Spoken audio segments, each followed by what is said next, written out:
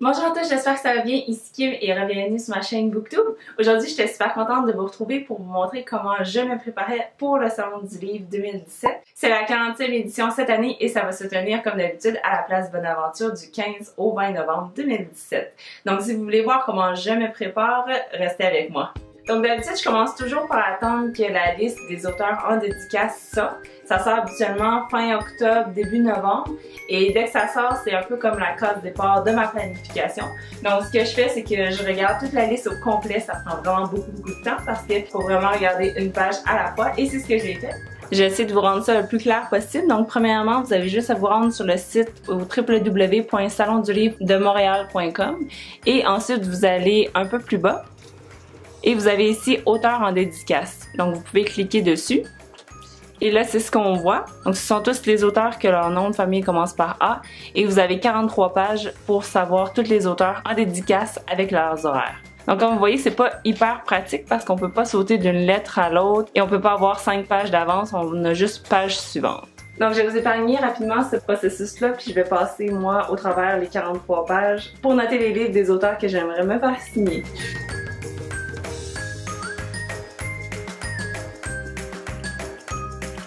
Puis une fois que j'ai passé toute la liste des auteurs en dédicace, que j'ai noté ceux que j'aimais, des titres à revoir parce qu'ils n'ont pas les photos des couvertures, donc je veux voir si ça pourrait m'intéresser des livres avant d'aller rencontrer l'auteur au Salon du Livre. Donc une fois que je suis passée à travers toutes les pages de A à Z, je peux me faire un horaire. Les autres années, c'était soit dans un cahier de notes, soit sur Word. Cette année, j'ai opté pour une méthode un peu plus efficace parce que j'essaie d'optimiser le temps que je passe dessus. C'est la première année en fait que j'utilisais le carnet du visiteur. Donc je vois ici que ça m'émet tout en ordre de dates que j'ai sélectionnées avec toutes les informations. La seule chose, c'est qu'il ne me les réorganise pas en date ou en heure ou en ordre. Donc c'est la partie que je vais faire. Donc je me suis créé moi-même un fichier Excel Salon du Livre de Montréal regroupé par jour, par heure, par auteur. Et donc, je vais le remplir à partir du carnet du visiteur.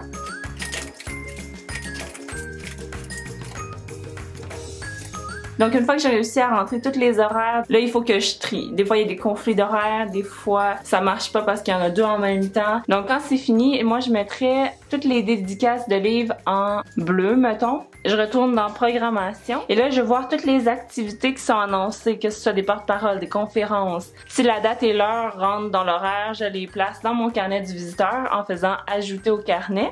Et ils se retrouvent tous dans mon carnet des visiteurs. Donc maintenant, je vais rentrer ces événements-là dans mon fichier Excel.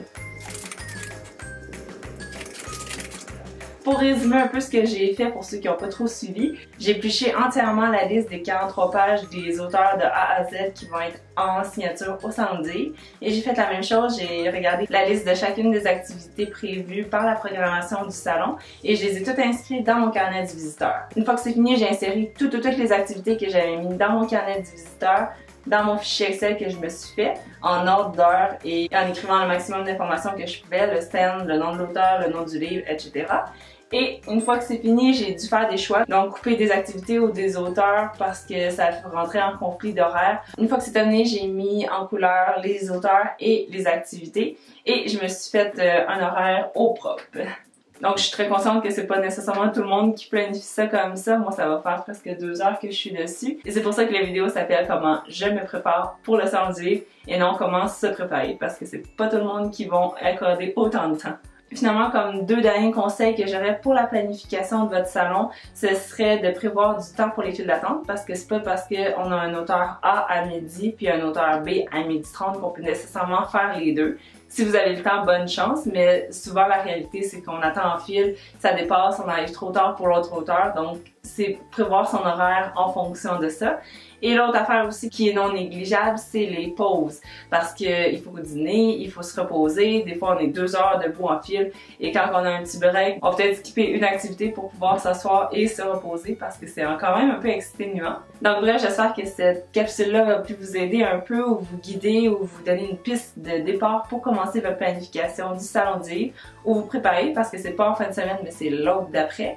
Et moi j'ai super hâte d'y aller, comme à chaque année j'y vais, c'est traditionnel et j'y ris malheureusement toute seule parce que j'ai pas personne dans mon entourage qui est assez motivé ou passionné que moi. Mais c'est pas grave, je fais toujours de belles rencontres au salon du livre, que ce soit dans les files d'attente où on parle, on jase et on tisse des liens. D'ailleurs, n'hésitez pas à venir me parler si jamais vous me croisez ou vous me reconnaissez, ça va faire plaisir. Sur ce, je vous souhaite un très bon salon, amusez-vous et je vais vous préparer un vlog spécial comme l'année passée. Bye bye, à bientôt!